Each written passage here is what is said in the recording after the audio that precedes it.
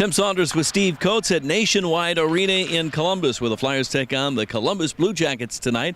Our game day preview is brought to you by Powerback Rehabilitation, the end of the longest uninterrupted trip that the Flyers will play this year. The fifth game of this five-game road trip, and the Flyers can end it with back-to-back wins for the first time in a month. Coatesy, they're coming off a 2-1 victory over the LA Kings. That might have been the third best game they played in California this last week. I was about to say that the fact when you take a look at those three games on the West Coast, they've played very well. They should have won San Jose. They should have won Anaheim. And the game they really shouldn't have won was the Los Angeles game where they got totally outshot. So when you look at this adventure we've been on, my goodness, I'm going to go home and hug my wife after this one. It's been a long trip. Me too.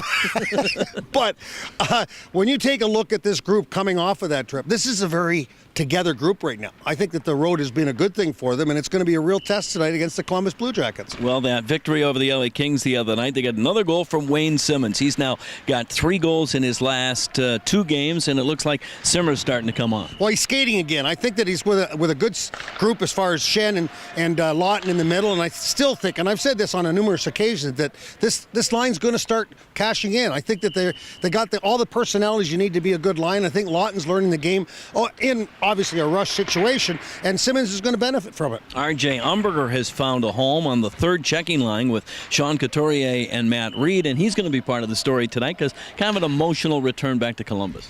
Actually stayed at his house the other night. I mean, that's kind of neat that he came home and he stayed at his house as compared to the hotel, which is an advantage over you and I. We didn't have that advantage. But when you take a look at RJ coming back, obviously he has a lot of great years here, and he wants to show them that they made a mistake in letting him go, like every player does. He's had a disappointing start to his second stint with the Flyers, but he's probably come off his best 3 games of the year. Thought he's really skating again. He's up on his skates, and watching him at practice yesterday, man, he looked good. I think he's excited to be back, and I think all of a sudden he's found where he was before, and I think that's going to be a good night for him. A couple other former Columbus Blue Jackets are going to face their old team tonight. Of course, Jake Voracek now tied for 3rd in the league in scoring, and Steve Mason. You got a chance to spend some time with Mason yesterday, and he's feeling confident again, which is a key factor. Yes, he absolutely does, and I asked him, I said, how do you feel about your game right now? He says, I feel very comfortable because, it has been an emotional roller coaster for him.